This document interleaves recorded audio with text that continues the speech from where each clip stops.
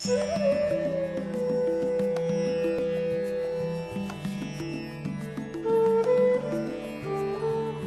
in the rolling and attractive hills of Coorg to drive a car I've been waiting for a few months. Now, I've already driven this all-new Superb in the UK and I know how good it is. But I want to drive it here with the India setup suspension and the India price, and I want to know exactly how much of a luxury car is it, and is it still phenomenal value. We have the car for the day. Let's see what it's like.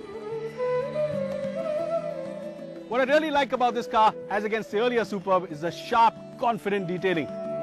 Look at these headlights, look at the cut at the bottom there, and it has a nice flared wheel arch. Also, Skoda's new grille makes it look really attractive. And if you go around the side, you can see the fantastic proportions of this long wheelbase and the coupe-like roof. It's really pretty nice. What people also love about this car is that it has a 625-litre boot. It's massive. You can carry any reasonable amount of luggage, and that's another reason why this car has been so popular earlier. Of course, if you want even more, you can fold the seats down. Also, another thing, take a look at this gap. This is the India-specific suspension, the rough road package as it were. But we'll take a look at that later and see how it impacts the ride of the car. But before we get going, let's take a look at the interior.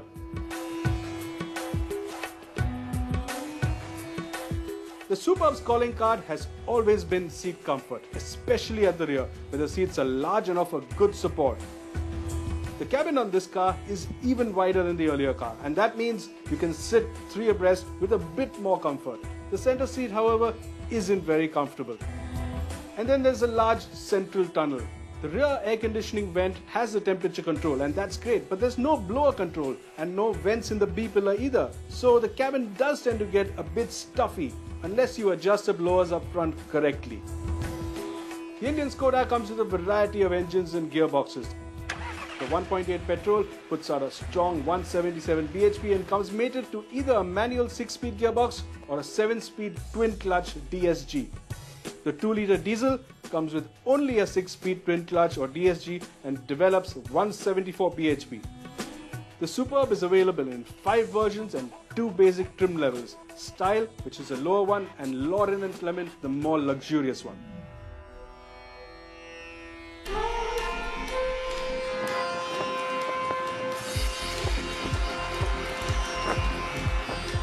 Now the version we have with us is the 1.8 petrol, or the 1.8 TSI as it's known, and in this, guys, it makes 180 horsepower and it's just a phenomenal engine. I mean, there's no holding back. It's refined at lower speeds. When you're cruising, you put it in a high gear, it's just quiet and silent and smooth.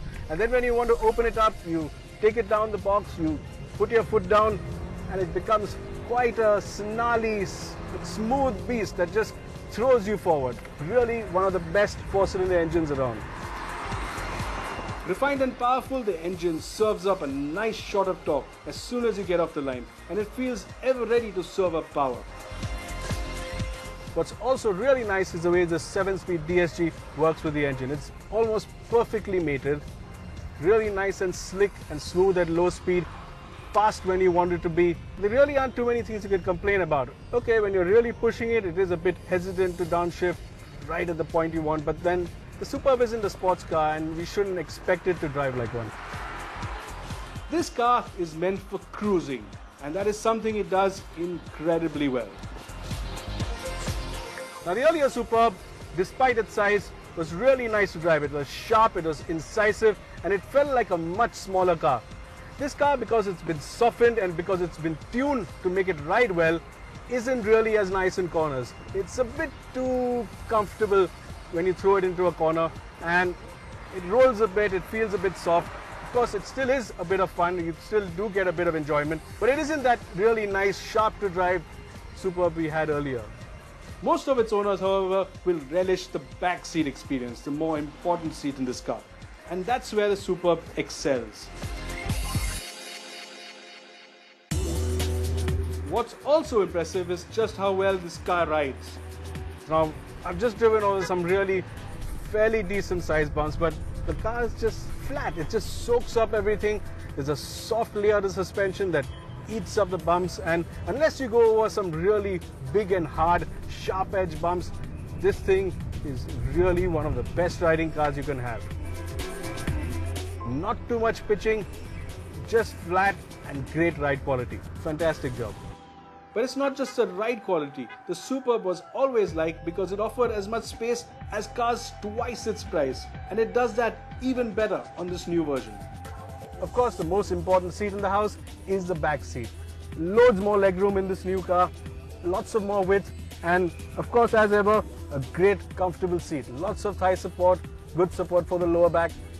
The backrest is a bit upright. It is slightly a bit more upright than I would have liked, but you have plenty of headroom, nice vent here, and just one of the most comfortable places to be. If you like the earlier Superb, this new car is going to absolutely thrill you. To begin with, it looks much nicer. On the inside, the cabin is just as comfortable. Here in the back, which is the important seat, there's a lot more room, plenty of comfort, and you have a good amount of features. Yeah, alright, a few plastics are not as good as we would like. We'd like a bigger touchscreen, some more luxury, a bit more wood. The chrome is not as good as on the earlier car, but all in all, this new Superb is just as good or even better a luxury car than the earlier one. And that's why the Superb is pretty unbeatable as a value luxury car.